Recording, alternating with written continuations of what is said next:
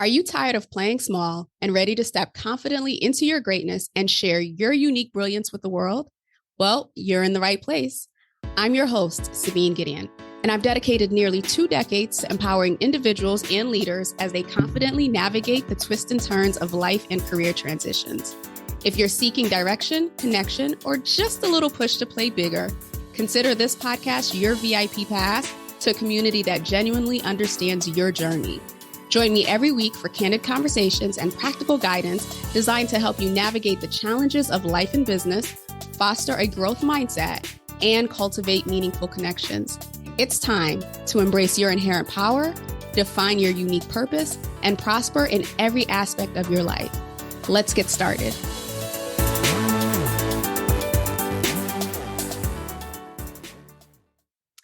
Hello and welcome to another episode. I'm your host, Sabine Gideon. Thank you so much for joining this week. And of course, we have another amazing female powerhouse that we're going to have the conversation with around the relationship with power. And so today's guest is Erin Sumner.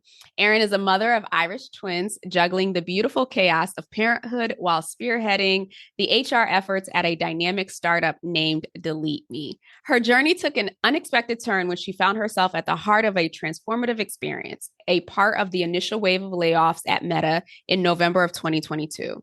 This pivotal moment shaped her resilience and reinforced her commitment to championing individuals' rights in the digital realm. With that, welcome to the show, Erin. Thanks, Sabine. Really excited to be here. Thank you for having me on the show. As you mentioned, seen a lot of growth over the last year. So sitting here about a little over a year after the initial shock of being a part of my first layoff ever, having learned a lot and gotten the opportunity to lean on the shoulders of some incredible women that helped me get to where I am. So I'm really excited to be here today. Thank you for having me. Absolutely. I'm excited to hear about this transformative experience. But before we get into that, obviously, working at Meta is huge. But I know that there was a journey that took you there. So if you could share with us some of the key career catalysts or milestones that you experienced that led you up until that layoff in November 2022. Yeah, absolutely. So the cliche of no one's career path is linear. You hear it and you never think it's true. And then you experience it and you're like, oh, they actually do know something. I was incredibly fortunate. I graduated from North Carolina State University, go Wolfpack. I won't say what year, but I knew very early on that working with people was my passion and it's what gave me energy. So human resources was natural. I took accounting. It did not go well. Math is not for me. We actually have a joke on my team that Erin Math gives you 2 kids in 13 months. So don't do it. But so I got the chance to have a couple internships throughout my college career that were specifically within the HR realm and gave me a taste of a lot of different things. And the first catalyst was I was given the opportunity to fly out and live in San Diego as a 21-year-old and help run their entire internship program, which was about 500 CS hardware engineers, CS meaning computer science, apologies. So software, hardware engineers, business, human resources, all gathered in San Diego. Didn't even know that was a job, right? So when you're asked when you're little, what do you want to be when you grow up? Being a campus recruiter wasn't even an option that existed in my head. Got the opportunity to do that into my senior year, graduated, worked with them several times. And that's when Facebook called the first time. So I was engaged to my now husband, but we were engaged at the time, got the call from Facebook for the opportunity. We had to move across the country. And my husband is originally from Michigan. So we got married, didn't tell our family until we got back from the honeymoon, packed up our house 2 weeks later, and shipped out to San Francisco to live for a few years. Facebook, because it was Facebook and will always be Facebook to me, the first time it was drinking from a fire hose at a tempo at which I'd never really experienced before, and that I like it very much to the startup style. And I think a lot of people from that time, which was mid 2010s, would say the same thing. You're creating processes, you're building, you're learning as you go.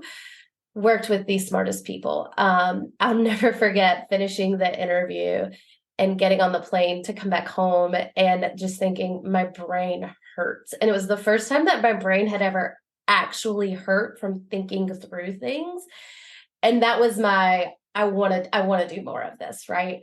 Fast forward a few years, loved Facebook, was amazing, but we decided to grow our family. And as anyone who has been in the Bay Area can attest to, sitting in traffic, cost of living, just unsustainable and not really what I wanted for my family. So we moved back home to Charlotte, North Carolina, which is where I'm originally from. I was given the opportunity to lead up a campus recruitment program at a couple of other companies at that point in time, in addition to having my daughter 12 months after that. But so during that time that I was leading these couple other kind of new grad intern programs, COVID hit. And my husband had started his own company 6 months prior to that, meaning that the income was mine, the benefits were mine, and there was a global pandemic happening. He was not in the house because his job is to build patios and landscapes, so he was working outside. I was managing a global team at this time. It was not easy, to say the least. And I would say that's where I learned my leadership skills that I am most proud of. It's my empathy. It was very, very challenging for me. I did not feel as though I had the support. There were a couple of things said throughout a couple of different organizations that I was working with from people who were, just quit your job and become a stay-at-home mom. Like, that's what you should do. Or if it's this hard, like, you should have chosen not to have kids. And it's like, okay, like, none of that's helpful, right? Like, none of that is actually helping. And it was primarily from men, but there were women with the same. And it actually spurned something in me. And I read or heard it, and someone will correct me on who said this, but I have it as a sticky note on my monitor here, and it says, "Will you be proud of your silence?" And so that is something that in my head I'm consistently going back to, whether it be in my leadership, my company, whatever it is. It's, hey, can you look at yourself and be proud of the fact that you stayed silent during this? And as women, right, it's easy to stay silent. It's encouraged oftentimes to stay silent. And so that was pivotal for me. And as you can see, right, it's not always linear. It's not always, hey, things are going exactly as I want. And that's what I learned. I've learned the most from the hardest times, which sucks, right? Like, you have to go through the shit to get through the other side. So coming out of COVID and that experience, one of my previous managers had reached out from Facebook, we're building this team, we're scaling. You can work remote, right? Like, would love to have you back. Jumped at the opportunity, and we scaled the team from 7 people to 63 in a time frame of about 6 months. And then we spent about 7 to 8 months in limbo as a company. We shut down kind of all the hiring, didn't do a lot, found ways to kind of keep ourselves busy through the turmoil of what was going on, and leaned on one another. So November 9th, 2022, there had been a couple leaks to the press, right, of, Meta's going to do layoffs on this date or that date. And they'd all been untrue up until that point in time. But I think the Washington Post leaked it. And for some reason, we all were like, if they're reporting it, it's more than likely true. And so the emails were sent out around 6 a.m., whatever time zone you were in. And so there were a few of us who were on the East Coast, and we knew we were, very, very high performers. And so 5:55, we wake up and you get the email. we've made the tough decision, da da da da da. And immediately there was a group of about 6 women. We still to this day have this same group. We kept in touch. It's, what are you thankful for today? And it can't be cliche, right? It can't be, oh, I'm thankful for you. I'm thankful for my kids. Like, what are you? And some days it was, you know what? I'm really thankful that I got to work out in today, right? Like that was the win for the day. But it taught me that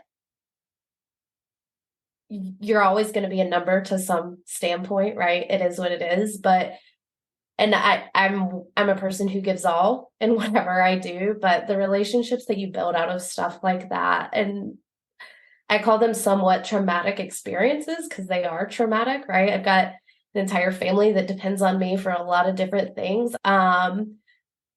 It was a catalyst that made me angry, honestly, but was definitely a catalyst that made me evaluate in my next role what was important.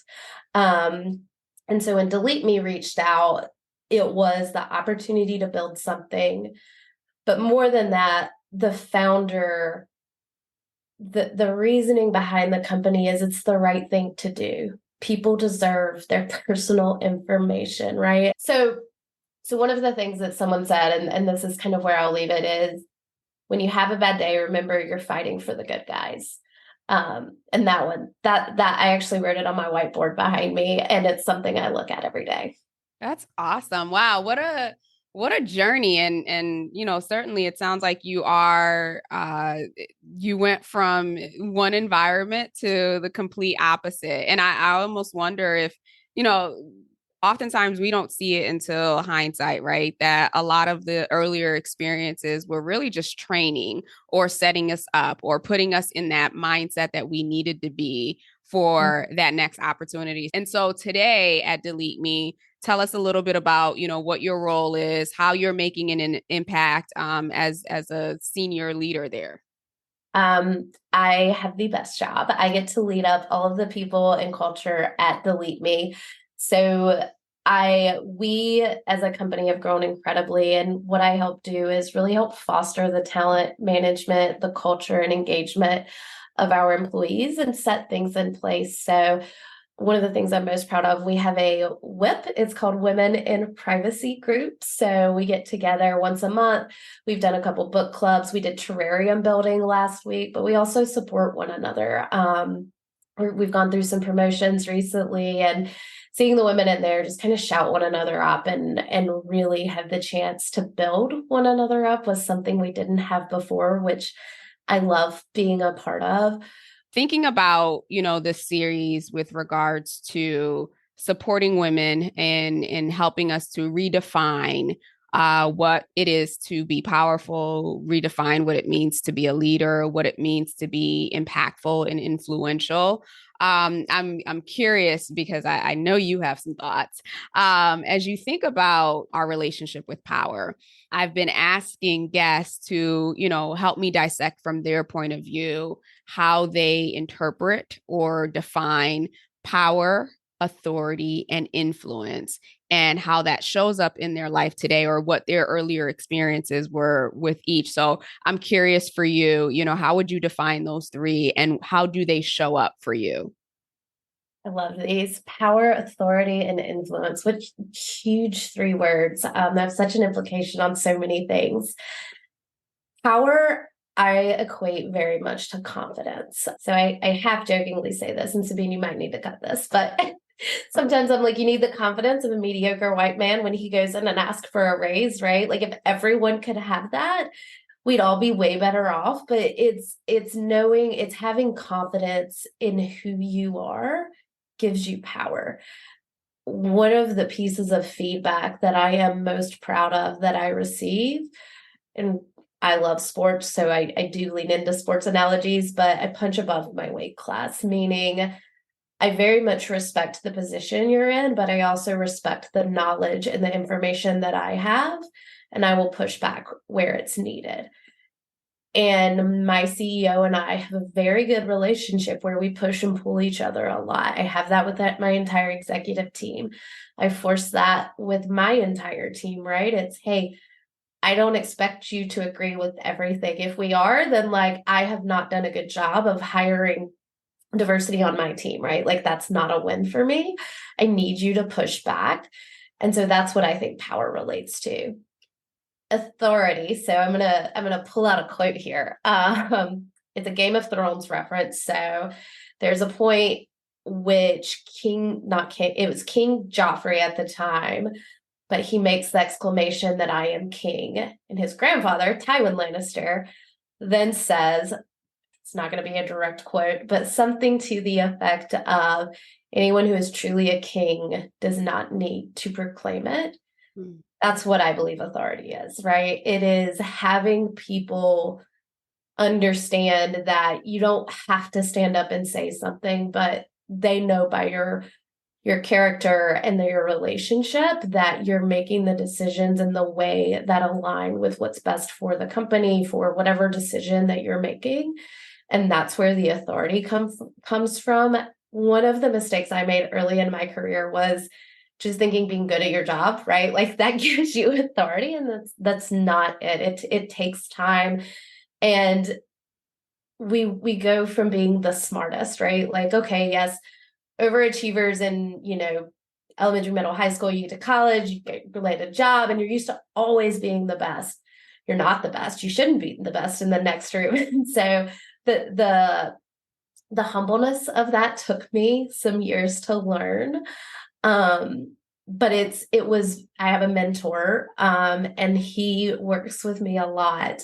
And he came into my life about 10 years ago, so a little less than a decade. And he says to me all the time, he's like, the authority it's not something that you claim, it's just something that happens. Mm-hmm. So that's how I view authority. And then influence is just, it takes time. We're going over rewards and recognition, right, for our entire company. And we've talked about this in a couple of other women's groups that I have, but if it's not a natural, organic thing for you to praise someone, especially in the position of leadership, why would you expect anyone on your team to do so? And you can point to any study, any research, right? Like those natural little things, those mean the most to people, right? It's, hey, I know your dog died last week. Like, let me send you a bouquet of flowers or chocolates or whatever it is. And it's really just, and again, it takes the time and the care to show more, and that you do know what you're doing, and that your perspective might be different, but you're still working towards the common theme. One of the things that I appreciated in when you started off with power is relating it to confidence, right? And that's another one where, we all want to be confident, but everyone has their definition of what confidence is, what it looks like. Is it a feeling? Is it a knowing? Is it all these things? And even as you were defining power and you were defining its relationship to confidence, it was very clear to me that you were confident in your power, that you are confident in knowing who you are, what you bring to the table. And we know the truth that not everyone has that, or not everyone is able to tap into that. So I'm curious if you can think back to, earlier experiences, or just, life in general. What has helped you? What has specifically supported you in anchoring in your own power and in your own confidence, and being able to, emanate that so effortlessly? That's a very, very kind compliment. Thank you. I've been incredibly lucky. I grew up, and my mom, who is a executive president, vice president at Bank of America, has been there for 37 years. She doesn't take shit from anyone, right? And it's never been one of those things where it is because I'm a woman. It's just that I know what I'm talking about. And again, there was a part of me who took that when I was like 13, and I was like, I'm the exact same. I know it all. No one talked to me. So when my daughter hits that age, I'm going to be hiding in a cave, just so everyone's aware, because I'm expecting it to come back. But I was really lucky to have her as kind of a guidepost. And then I was really fortunate in that the people that I've surrounded myself with, and again, there will be people who will come and go in your lives and are there for moments and chapters and not the whole books, but I focus on people who bring me good energy and help uplift me. I have this saying, I hate playing the suffering Olympics, right? Um, I'm not in it to see how bad people's lives are, right? I went through COVID. It sucked. It was terrible. We don't need to do that. Let's build one another up and let's lift one another up. And I've been very intentional about that in all of my relationships. My partner and I travel quite a bit for work now, and people will joke. They're like, "Oh, dad's babysitting." My husband is one to say, like, "No, I'm parenting," right? Like, this is what a partnership is. And he even helps me, I'll call him and I'll be like, I got this piece of feedback. I don't love it. Like, can you talk me through it? And he helps me remember, like, you're always going to have more to learn, but there's also like, what you're doing. And like, here's the proof that you know what you're doing. And then I lean on the women that, again, we have this group, and there are days where I will text them and I'm like, I don't know what I'm doing. I'm an idiot. Someone help me. And inevitably, right, all of them will call or text and we'll get back together and build ourselves up again. But I think we have women are incredible, right? It, it bothers me that we think that so many women think so little of themselves and that they don't know who they are or have that confidence. And I want my daughter and my nieces and my nephews and all the children in the world, right, to grow up with that same level of confidence to say, I like who I am. It may be different, but like it's me. That's what I want for my kids and all the kids. Yeah.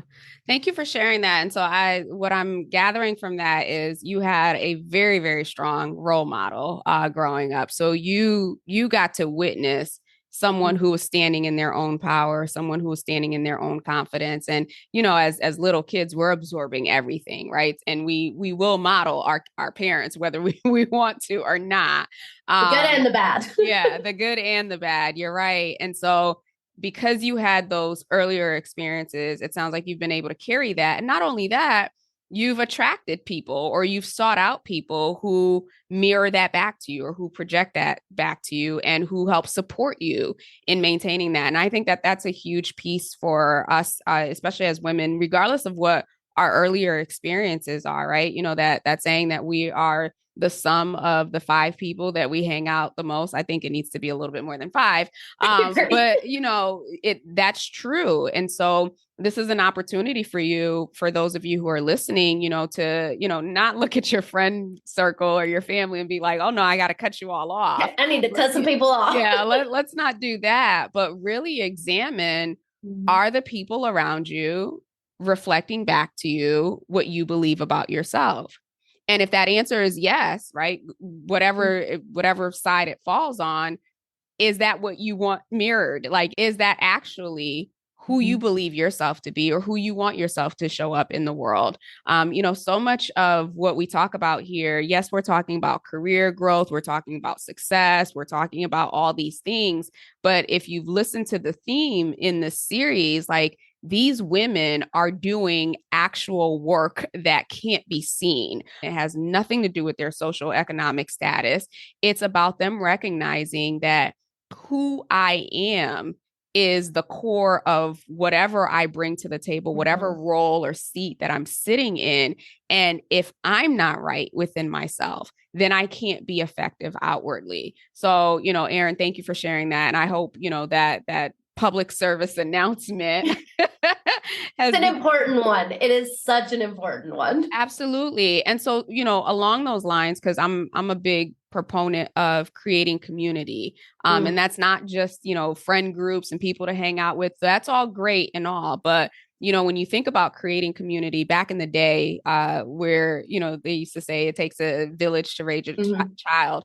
I grew up, poor as we were, in an environment where, everyone who lived around me, like everyone had my back, right? So, Yeah. I could easily stay at my neighbors or I could watch their kids. And I grew up in environments where community was huge.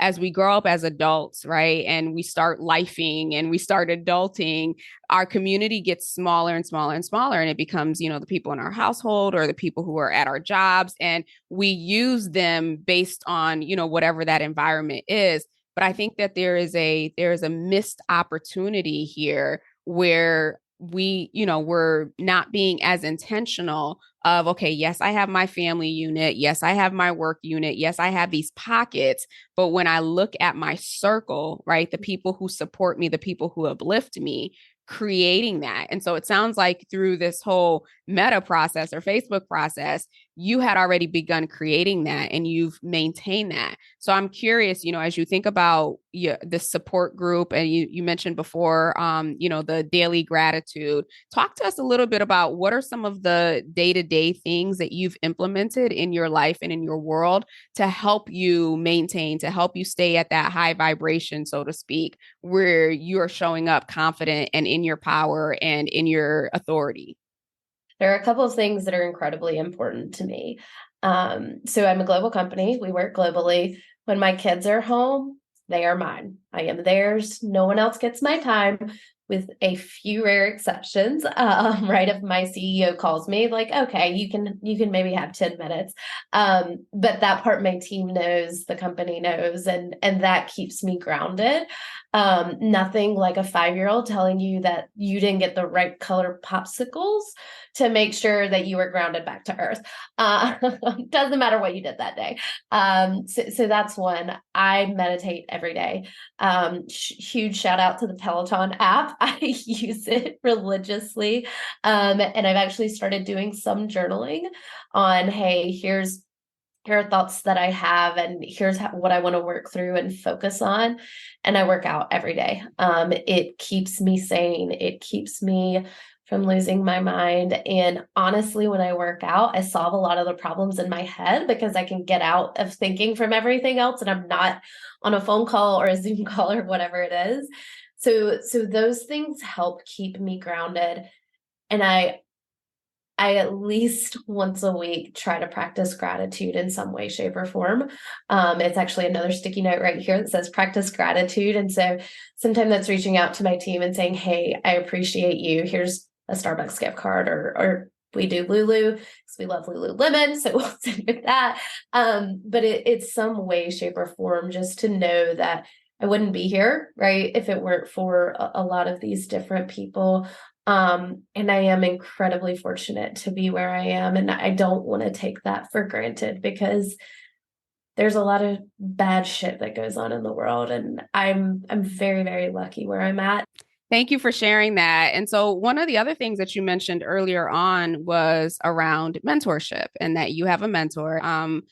There's always been mentorship available to women, but that mentorship, as we know, doesn't always necessarily translate into being elevated into high level roles or women getting the visibility that they need to be able to advance in their careers in the capacity that they want or need to. So I'm curious, in terms of this mentorship relationship, is this something that you sought out specifically? How has this helped you or supported you in your growth? And what advice would you give to women who, they don't have a mentor, or maybe they have a mentor or mentors, but it's not really helping to support their actual goals? Yeah. And I actually have a couple mentors. So the one I was speaking about is a man, but I have several mentors that I lean on. He is probably the one that I meet with the most, simply because he knows me incredibly well. I sought him out.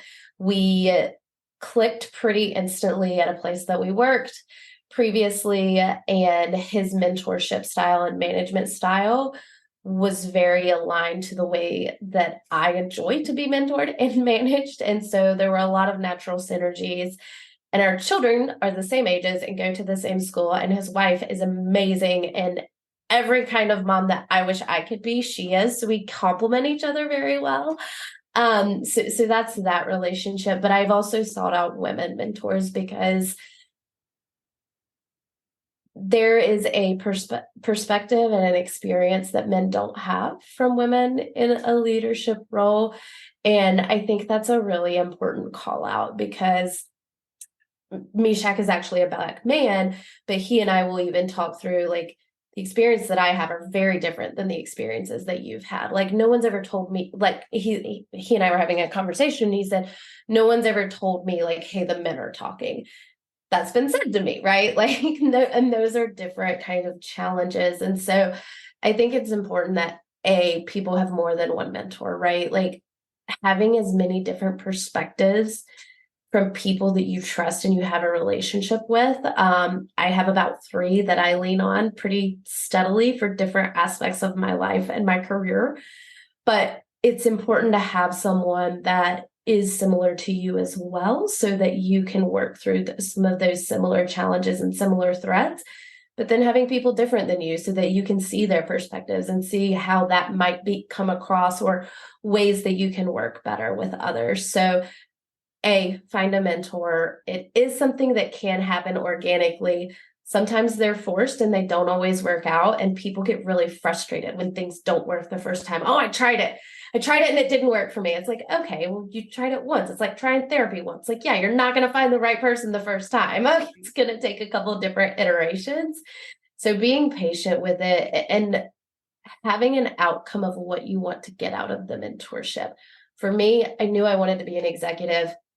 I knew that I wanted to drive scale and change, and that was important to me. And so those are the themes that I go into my conversation with, as well as I look back at here's what I was focused on. How do I need to modify that? What behaviors do I need to modify? How do I help bring others in?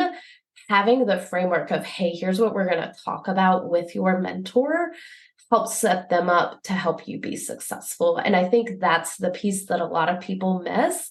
They show up and they're like, mentor me. And it's like, okay, say more, right? Like, tell me more. And people, I think that's where people get a little tripped up. Yeah, I totally agree. I have this training that I do around building your success circle. And it's around, finding your mentors, peers, your manager, sponsor, you name it. But most people will, especially if it's like an organic relationship where they might know someone and they go to them for mentorship, that person may not even know that that's the expectation that you have of them or what specific goals they can help support you. So it's important to, once you've identified someone as a potential mentor or sponsor or whatever, that you're also telling them, this is how and where I need your support. And this is how I need you to help me. So thank you for sharing that. And then I guess on the flip side, before we go into the Blitz session here, I was having a conversation with a senior level person not too long ago. And we were talking about, around power, authority, and influence, and how there's a gap between those who make it to the executive level and those who aren't. And how do we actually close that gap? And she gave me an example of being at a conference and someone had asked this senior level executive the question. And the lady was going on about, you got to pay attention to the way that you dress and, you got to fit the part and all these things, right? It was very superficial. And she was telling me how, it really didn't serve her. And it's when you hear these things of like, how did you get to the top? And it has nothing to do with, not that it doesn't have anything to do with it, but it doesn't give you a roadmap. The thing that I challenged her with, or I invited her to look at it differently. Well, maybe she's at the top and still doesn't even believe that she belongs there. Maybe the reason why she wasn't able to give you concrete examples of things to do or things that you felt were actionable was because in her own mind, she felt like, oh yeah, I just got here and I'm just happy to be here. And so I share all that because it sounds like, not only have you been able to rise to the top and supported others to do it, that piece about, sending the ladder back down I think that that's a place where more and more women who are sitting in those executive seats, you have an accountability. And I think that goes Mhm. back to that silence thing that you were talking about. This is not about, putting people on your back while you're climbing. This is No. about when you get to the top, looking back and saying, okay, here, sis, here's the ladder. I've climbed, I've scraped, I've done all the I've things. smashed the ceiling. Let's bring Right. everyone up. Yes. Yeah. And so I'm curious, how are you able to do that? Because it's not common. We don't see that modeled very often. And I don't believe, let me just preface this. I don't believe it's because that when women get to the top, they don't want to help. I don't believe that at all. I think they're still, because of the battle that they fought on the way to the top, they may still be dealing with some things and adjusting to their new environment. So I'm curious, how have you been able to, as you risen, like, okay, here's another rung, to the point where now you said in India, like it's half women, your executive team or your leadership team, you are creating that space, that environment, and that culture. I love this question because it's one of my like biggest qualms, right? It's the we bust the ceiling, but then like there's still just not enough women up here with us. How do we shatter the whole damn thing? For me, it's providing those opportunities. And I say as many women's names in as many different rooms as I possibly can. I've taken the time to try and really get to know the women, all the women in the organization, but specifically those that have come to me and they're like, I want to do more, right? Like, how do we do more? How do we get more involved? And really proactively just saying their names. I felt like when we were growing up, everyone was pitted against one another as women, right? It was, you know, Brittany versus Christina, right? Like the whole nine. And I just hate it. Like women don't have to be that way. And I don't know why we are. And to your point, I don't think it's everyone. And I think a lot of it is a symptom of I'm up here. I don't want to rock the boat. I'm scared to rock the boat because what if I lose my position? And that's a scary place to be in. And I hate that it's dependent a bit upon the men that you're also are allies to you, but I hold them accountable. And I hold them accountable in every single interview process that we have, in every single conversation that we've had. It's what women's perspective have you considered for this? It's not enough. It will never be enough. And I always feel like there is more I need to be doing. But speaking people's names in rooms and making sure that they are highlighted for every opportunity, that's going to be the biggest win. And that's women have to support women. It's just got to be one of those things where we stop competing against one another and thinking, well, there can only be one woman up there, or one woman of what it is. And I'll give you an example.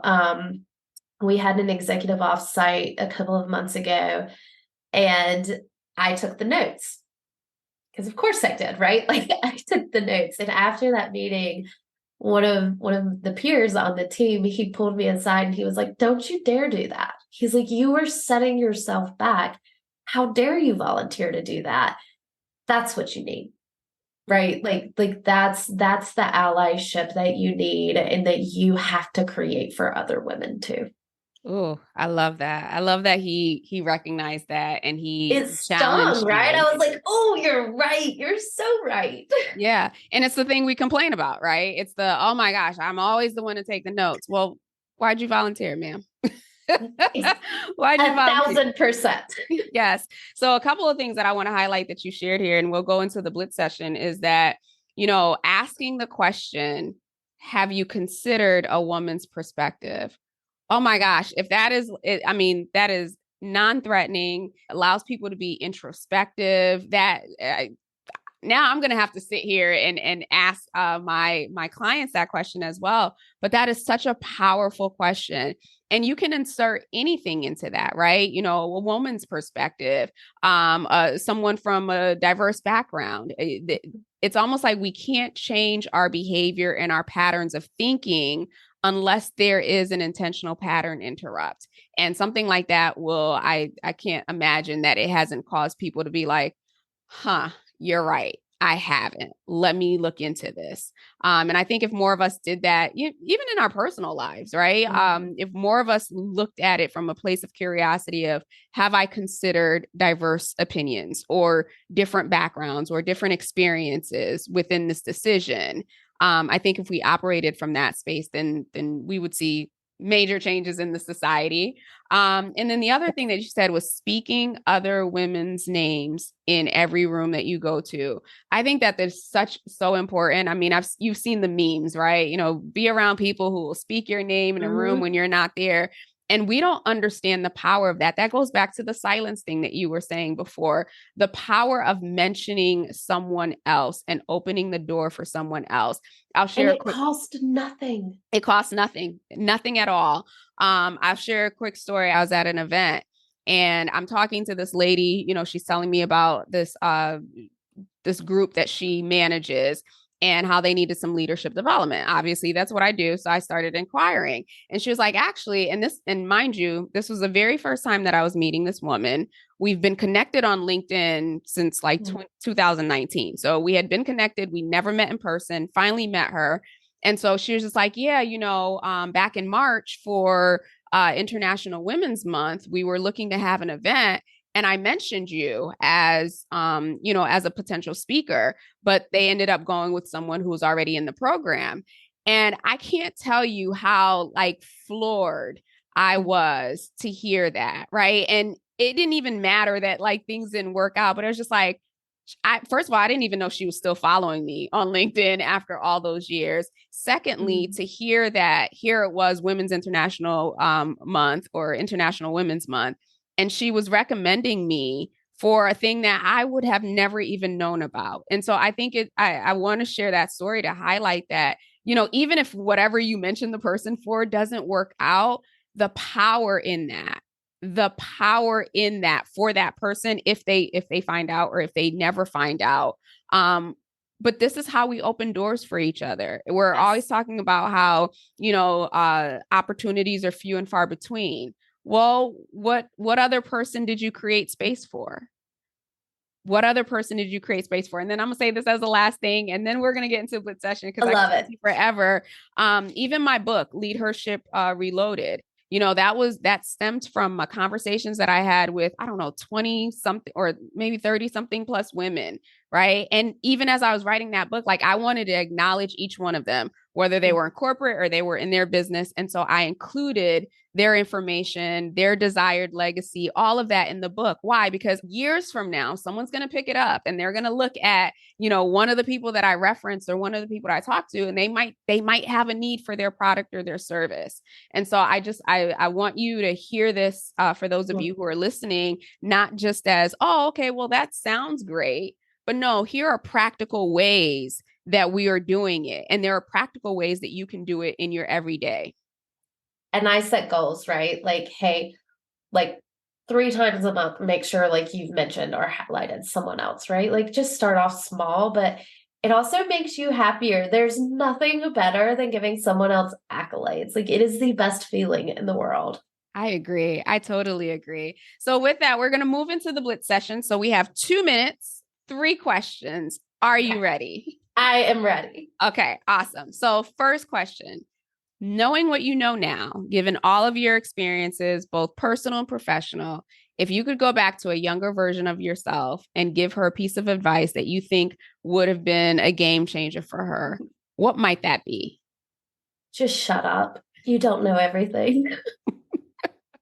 And that's honestly like, it's funny, like, you know, you hit an age where you do know everything and then you get older and you're like, I know nothing. I know nothing. And that's what I tell my team. I'm like, I hired you because you're smarter than me and I know nothing. So that, I mean, listen more, Erin, just listen more would be it.